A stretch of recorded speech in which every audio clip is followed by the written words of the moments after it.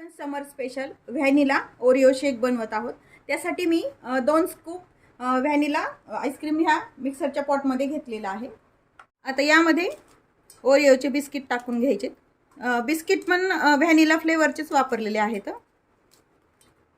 थोडंसं दूध टाकून घ्यायचे आणि यामध्ये आपण घरची साय आणि व्हॅनिलाची जी क्रीम असते व्हॅनिला बिस्किटवरती ती एकत्र फेटून घेतली, ती पण यामध्ये टाकून घ्यायची।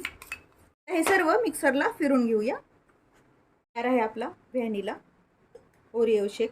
यावरती तुम्हाला जर वरतून आईस्क्रीम टाकायचं असेल व्हॅनिला तर ते पण तुम्ही टाकू शकता।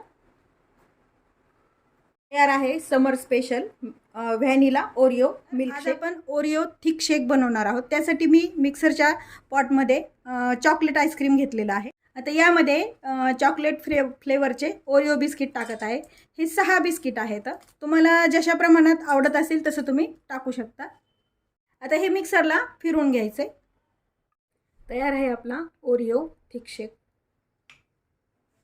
यावरती तुम्हाला हवा असेल तर ओरिओचं बिस्किट असं वरतून टाकू शकता।